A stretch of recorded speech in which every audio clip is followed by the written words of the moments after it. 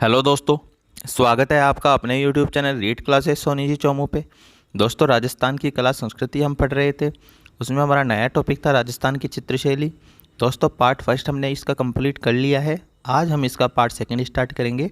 दोस्तों, अगर आप वीडियो पे नए हैं तो चैनल को सब्सक्राइब जरूर कर लीजिएगा। चलते हैं आज की पहली नागौर चित्रशैली। कौन सी चित्रशैली दोस्तों? नागौर चित्रशैली। दोस्तों, इसका प्रारंभ हुआ था 18वीं शताब्दी में। कब? 18वीं शताब्दी में। दुर्ग की भित्ति और किवाड़ों पर भी चित्र बने हुए हैं।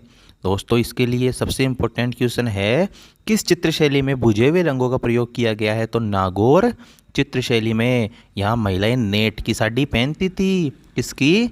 नेट की, यानी पारदर्शी वेशभूषा में दिखाया गया है महिलाओं को। 12 महिलाओं को कुंड में स्नान करते हुए दिखाया गया है। आप तो सीन देखो बस, महिलाएं हैं, नेट की साड़ी पहन रखी है, स्विमिंग पूल में नहा रही है। कितनी? 12 महिलाएं। तो कुंड में स्नान करती हुई 12 महिलाओं को कहाँ दिखाया गया है दोस्तों? तो नागौर चित्रशैली में दिखाया गया है। और दोस्तों, एक ही स्त्रियाँ लगेगी कैसे? पंखों वाली परियों की जैसे। तो ठाकुर इंद्र सिंह का वृद्धावस्था का चित्र भी सबसे प्रसिद्ध है दोस्तों, सबसे प्रसिद्ध है। आशा करता हूँ आपको नागौर चित्रशैली समझ में आई होगी। दोस्तों, इसमें ज़्यादा कुछ इंपॉर्टेंट नहीं है। सबसे ज़्यादा है बुझे हुए रंगों का प्रयोग, पारदर्शी वेशभूषा, 12 महिलाएं कुंड में स्नान करती हुई, पंखों वाली परियां और ठाकुर इंद्र सिंह का वृद्धावस्था का चित्र। आगे है चावंड। दोस्तों, चावंड आपको पता है ना, महाराणा प्रताप ने राजधानी बनाई थी। और है कहाँ ये? उदयपुर में। प्रारंभ किसके समय?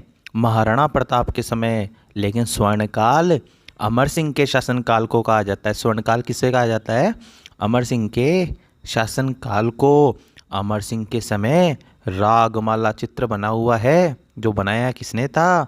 नासिरुद्दीन ने। किसने? नासिरुद्दीन ने। आगे आपकी नई चित्रशैली है दोस्तों, अलवर चित्रशैली। इंपॉर्टेंट है, ध्यान लगा लेना। कौन सी है?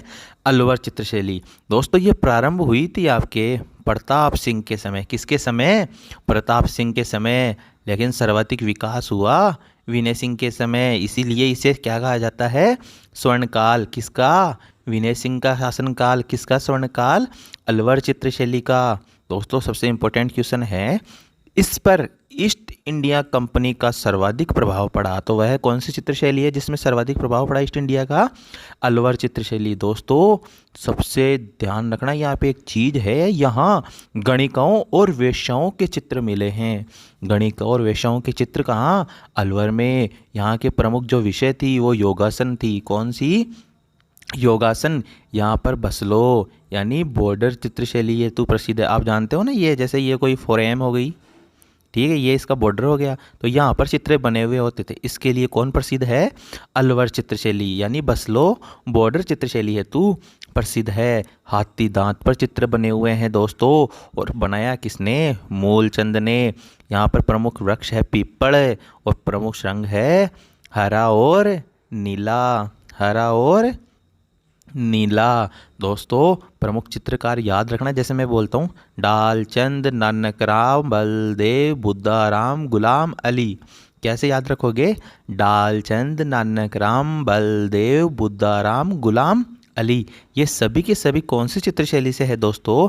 अलवर चित्रशैली। आगे है आपकी किशनगढ़ चित्रशैली। कौन सी शैली? किशनगढ़ चित्रशैली। दोस्तों, किशनगढ़ पड़ता कहाँ है? अजमेर में।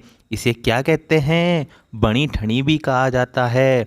सर्वाधिक चित्र किस पे बने हुए हैं भाई? कागज पर बने हुए हैं। इसीलिए इसे कौन सी चित्रशैली कहते हैं?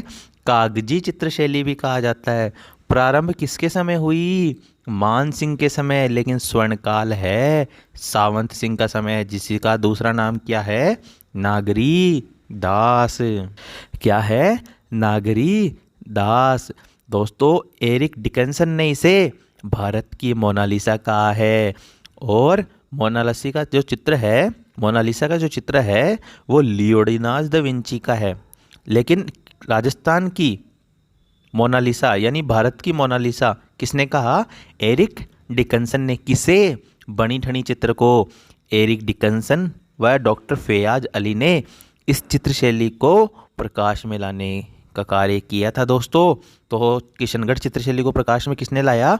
एक डिकन्सन और डॉक्टर फैयाज अली। दोस्तों यहाँ पर जो दृश्य देखने लायक हैं वो कौन कौन से हैं? कमल के भरे हुए सरोवर, चांदनी रात की संगोष्ठी, बनी ठनी का चित्र, महिलाओं के अत्यधिक आभूषण, महिलाओं की शराबी आंखें। ध्यान रखना, शराबी आंखें कहाँ बताई गई है? किशनगढ़ चित्रशैली में। कहाँ पे? किशनगढ़ चित्रशैली में। नौका विहार के दृश्य और कुंजों से आच्छादित भवन। ये सभी की सभी जो विशेषताएं हैं दोस्तों, वो किस चित्रशैली की है? आपके किशनगढ़ चित्रशैली की। दोस्तों यहाँ जो चांदनी रात की संगोष्ठी का चित्र है वो अमरचंद ने बनाया था। किसने? अमरचंद ने। और बड़ी ठनी चित्र मोरध्वज निहाल चंद ने बनाया था।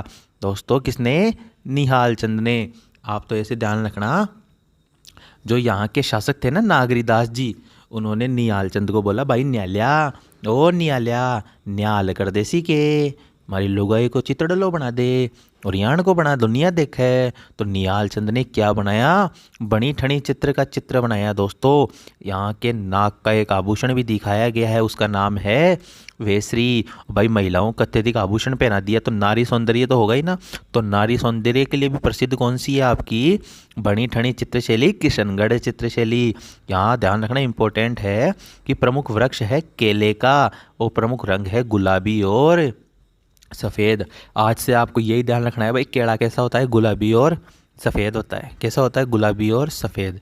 अरे भाई याद रख लेना, किशनगढ़ चित्रशैली याद हो जाएगी, ठीक है ना। केला कैसा होता है? गुलाबी और सफ़ेद।